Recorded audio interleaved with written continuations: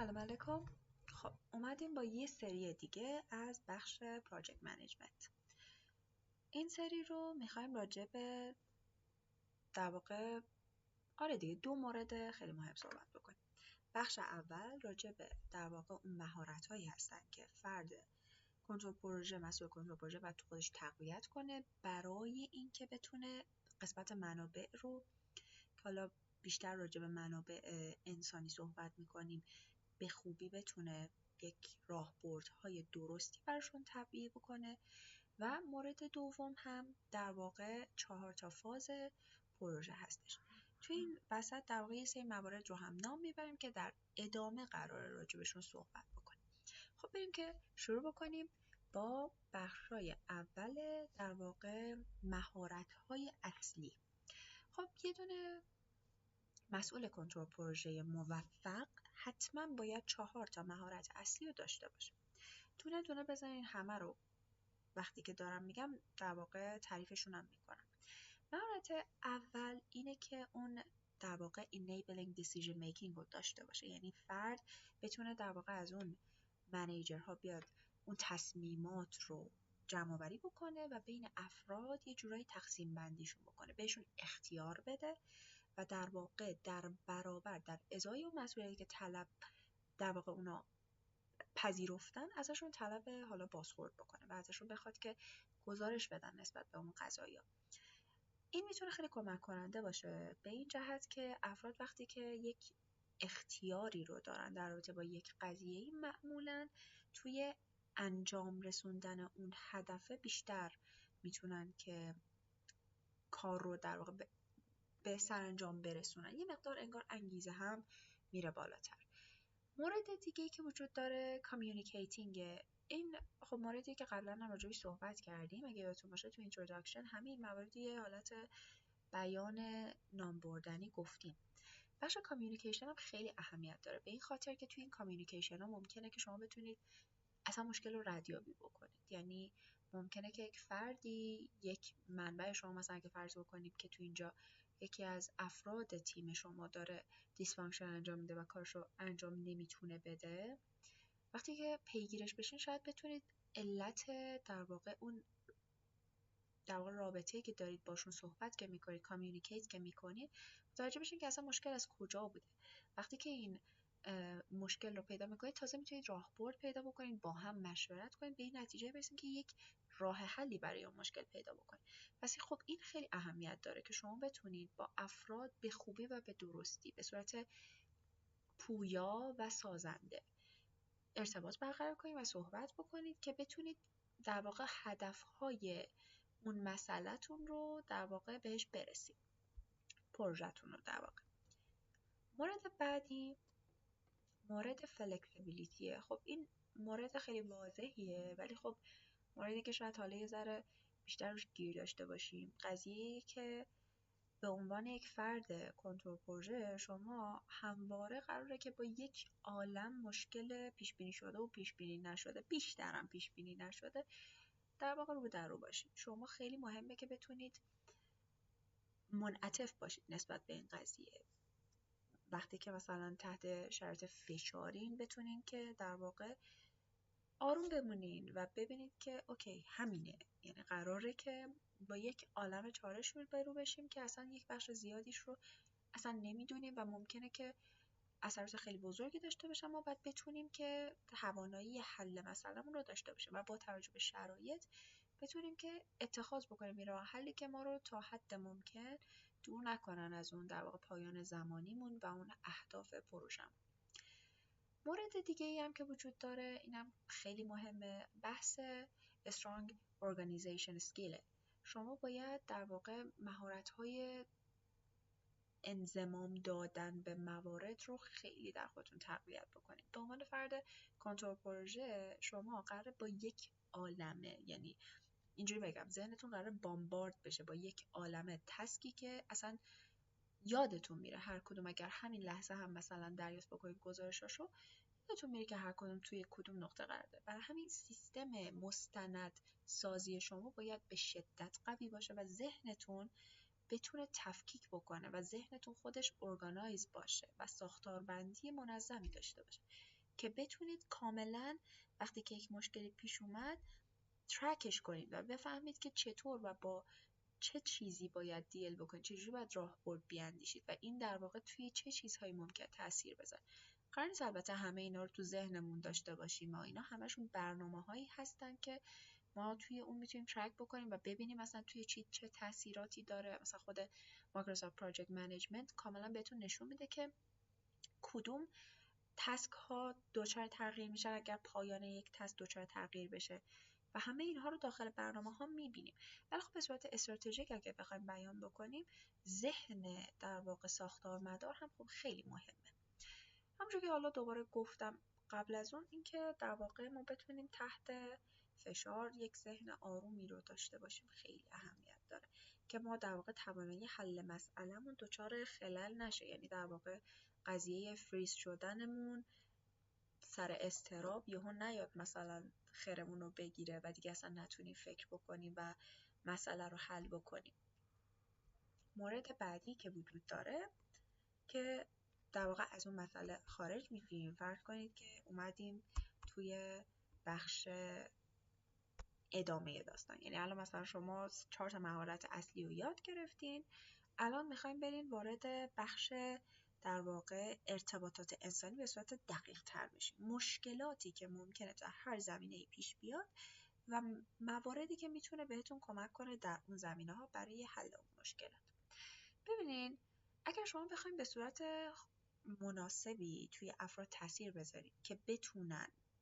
شما رو به هدف پروژه برسونن و بهترین کارکرد خودشون رو بروز بدن،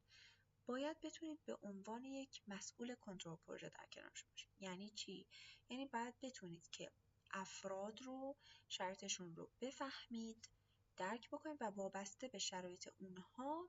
برنامه‌ای براشون بچینید که براشون قابل اجرا باشه و همچنین اینکه در کنارشون باشید، گاید کنید، راهنماییشون بکنید که بتونن بهترین عملکرد خودشون رو نشون بدن.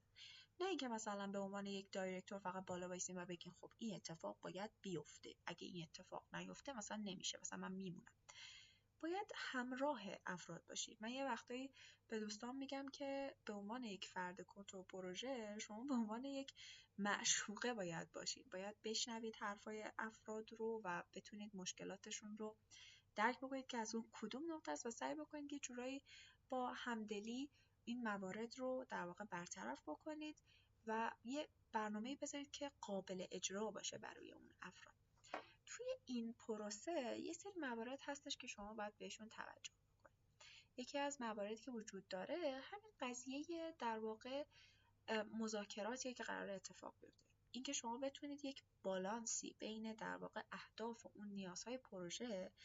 داشته باشین با اون در واقع چیزهایی که در واقع منابعتون دارن. یعنی شما باید بتونید که اهداف پروژه رو تشخیص بدین و ببینید که با اون در واقع منابعی که در اختیار دارین چطور میتونید اون رو یه جوری در واقع دلیور بکنید. مورد دیگه ای هم که وجود داره در واقع اون کانفلیکت هاییه که ممکنه بین اعضا پیش بیاد. ممکنه که یه وقتایی مثلا اعضا که حتی ممکنه با هم دوست باشن، سر یه سری مسائل، سر مثلا اینکه یک پایانی مثلا پروژه رو تحت تاثیر قرار داده، یک تیمی یک کاری انجام داده، یک تیمی از یه تیم دیگه ناراضی باشه و این کانفلیکت ها و اختلال هایی که بین این افراد پیش اومده کل پروژه رو ممکنه مختل بکنه و افراد ممکنه که اصلا از هم به مشکل بر بخورن که حالا رابطه دوستیشون به مشکل بخوره، یا ممکنه که اصلا به طور کلی کار رو دچار اختلال بکنن. خب توی این موارد یکی از چیزهایی که پیشنهاد میشه اینه که معمولاً میگن خب اون افرادی که با هم مشکل دارن رو بیارید با هم رو در رو بکنید، سعی بکنید که مثلا اون مشکلاتی که دارن رو به عنوان مثلا یک فرد ملاحظه بکنید و ببینید که از کجا داره ناشی میشه و این افراد با هم بتونن یه جورایی اینتراکشن کنن، به خودشون به این نتیجه برسن که خب چطور میتونن اون مسئله رو حل بکنن، چطور میتونن مسئله رو به نقطه‌ای برسونن که در واقع پروژه دوباره بیفته روی چرخه و ادامه پیدا بکنه و نمونه روی یک ثانیه، روی یک نقطه. مورد بعدی که وجود داره مورد در واقع این هستش که شما بتونید که اعضای تیمتون رو هر کدومشون رو تشخیص بدین که موتیویشنشون و اون انگیزشون از این کار چیه. از اون انگیزه استفاده بکنید، در واقع طرح و راهبردهایی پیشنهاد بکنید که اون فرد بتونه جلو ببره و بهترین کارکرد خودش رو نشون بده. این در واقع به نوعی سیاست‌گذاری شخص مسئول کنترل پروژه است که بتونه با استفاده از اون موارد بیاد یه سری اینسایت ها و بینش هایی رو پیشنهاد بکنه به اون فردی که میخواد اون کار رو انجام بده که بتونه بهترین نحوه در واقع کار خودش رو ارائه بده. اینکه انگیزش بیشتر بشه، اینکه بتونه در واقع این کار در واقع مسئول کنترل پروژه است که افراد انگیزشون رو نگه داره، یعنی بتونه نقاط در واقع چالشی و در واقع نقاط تحریک افراد رو تشخیص بده و بتونه اونها رو هی مجاب بکنه و یه جوری مجاب که نه، یعنی بهتره بگم همونجوری انگیزشون رو حفظ بکنه که بخوان هی با سرعت و با همون کیفیت برن جلو و کار رو در واقع به صورت خوبی نگه دارن. و جوری که حالا اینجا بیان میکنیم یه حالت کاستومایز فیدبک که بتونیم با هر فرد یه جور خوبی ارتباط بگیریم که ازشون به نحوه خودشون در واقع سیستم ریواردی طراحی بکنیم که بتونیم به نحوهی که برای اونها مناسبه بهشون بازخورد بدیم و ازشون بازخورد بگیریم که اونا بتونن بهترین روش در واقع انجام اون پروژه رو به نحوه خودشون انجام بدن، یعنی با اون منابعی که در دسترسشون هستش. مورد بعدی که حالا این رو داریم که حالا جزو مواردی که حالا دوست داریم فقط در واقع نام ببریم که حالا در موارد بعدی راجبشون بیشتر صحبت میکنیم که دو مورد در واقع چی بهش میگن تکنیک های شناخته شده کنترل پروژه هستش که مورد تکنیک اول تکنیک اجایل هستش و تکنیک دوم هم تکنیک آبشاری هستش که این دو مورد رو ترجیح میدم که الان مثلا خیلی راجبشون نشم، یعنی خیلی واردشون نشم، ولی همینقدر بگم که خب یه مقدار اون حالت آبشاری یه مقدار خطی تره و یه مقدار اجایل یه انعطاف پذیری بیشتری داره، ولی بیشتر از این واردش نمیشیم. در آینده قراره که توضیحات کاملش رو بگیم. مورد بعدی حالا اون متدهایی هستش، در واقع ابزارهایی هستش که ما میتونیم در زمینه هر کدوم از این تکنیک‌ها استفاده بکنیم که حالا مثلا ابزار جیرا ها یا مثلا سلک و مثلا ترلو برای هر کدوم از این موارد میتونه استفاده بشه. اینا در واقع ابزارها و پلتفرم‌هایی هستن که میتونید استفاده بکنید برای پراجکت منیجمنتتون. حالا وابسته به اون پراجکتتون میتونید متفاوت انتخاب بکنید که مثلا افرادی که قراره گزارش دهی بکنن به چه صورت باشه. اگر پراجکتتون با یک نفر ممکنه شما انتخابتون متفاوت بشه. بالا توی یک سری از پراجکت ها هستن که اصلا اینقدر حرفه‌ای ان که شما باید مثلا توی نرم افزارهای حرفه‌ای مثل مایکروسافت پراجکت منیجمنت یا مثلا پریماورا برین کار رو انجام بدید که خب به مراتب شرایط حرفه‌ای تری دارن. و موارد دیگه ای هم که راجع به تمپلیت های گزارش دهی وجود دارن هم میتونن در واقع تو فرمت های متفاوتی باشن، میتونن از پاورپوینت و ورد و اکسل گرفته شده تا مثلا شرایط حالا سطح بالاتری که حالا میتونه در وابسته به کارتون حتی با کانوا یا مثلا موارد این چنینی باشه. مورد بعدی مورد 4 تا بخش، یعنی 4 تا فاز پروژه هستش که تو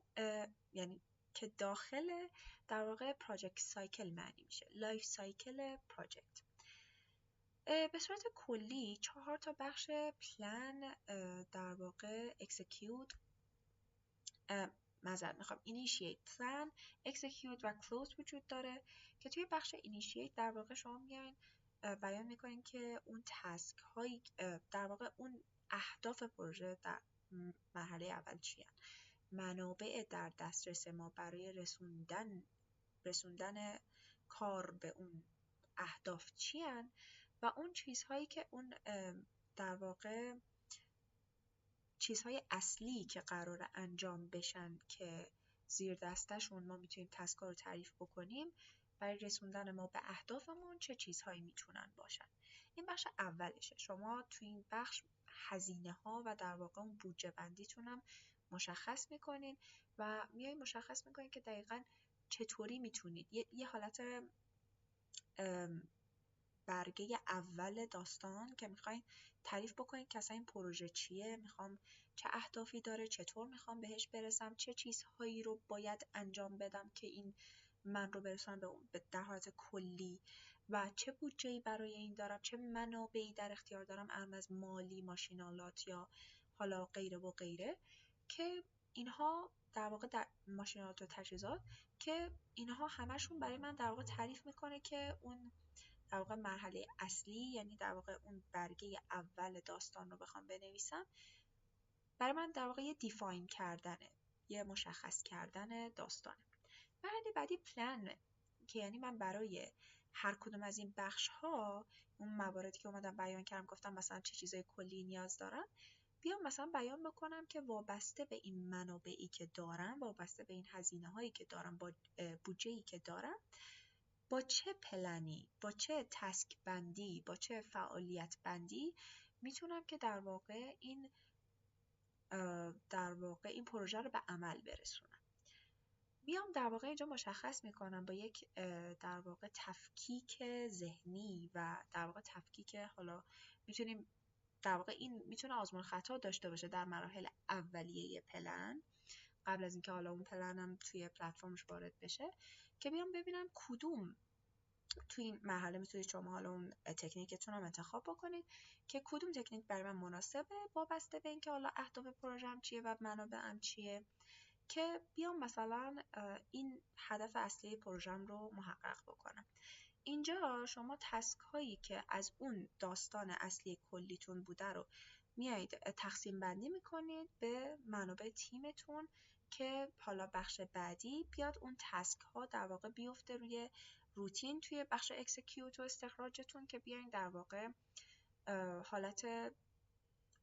در واقع بازخورد گرفتن و اینکه دیگه دارین شما افتادین تو مرحله انجام پروژه دیگه، یعنی دارید کارهای اجرایی رو انجام میدید، دارید بازخورد میگیرید، دارید از افراد میپرسید که هر کدوم تو کدوم مرحله‌ن و هر بخشی چطور انجام شده، که هی دوباره یه حالت فیدبکی هستش که قبلا صحبتش رو کردیم. بخش نهایی بعد از اینکه تمام اهداف پروژه به پایان رسیدن و شما منابعتون رو به درستی ازشون بهره گرفتین و اینها، میشه بخش نهایی پروژه‌تون دیگه، که دیگه شما میتونید در اون لحظه در واقع حالت فریاد شادانه داشته باشید که خب دیگه تموم شد و شما تونستید که پروژه رو به انجام برسونید. چیزی هم که وجود داره اینه که یه وقتایی هم هستش که شما منابعتون در واقع زودتر به پایان میرسه. طبیعتاً به پایان رسیدن منابع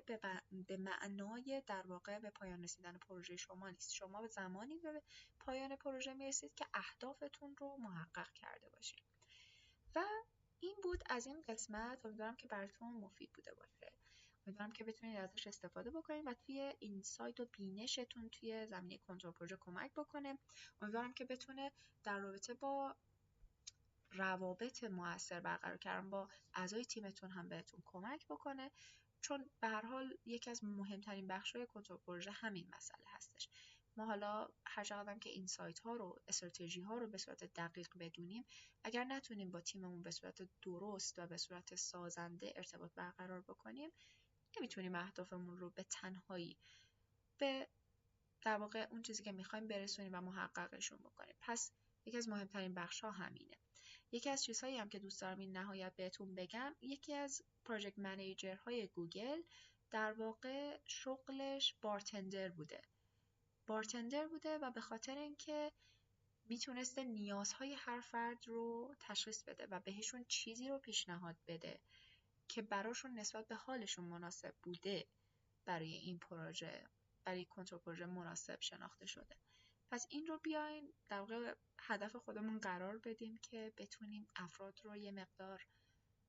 بهتر درک کنیم، یه ذره در واقع این رو اینجوری بخوایم دیفاین بکنیم برای خودمون که پروژکت منیجر بودن به معنای این نیست که شما استراتژی بشناسید، به معنای این هم هست که بتونید به عنوان یک فرد افراد رو بهتر درک بکنید، باشون ارتباط سازنده تری داشته باشید. این بود از این بخش. مثل همیشه لطفاً لایک و سابسکرایب و حمایت یادتون نره و اینکه امیدوارم که توی قسمت‌های بعدی بتونم همتون ببینم و اینکه براتون امیدوارم مفید بوده باشه. همین، خسته نباشین. توی قسمت‌های بعدی میبینمتون.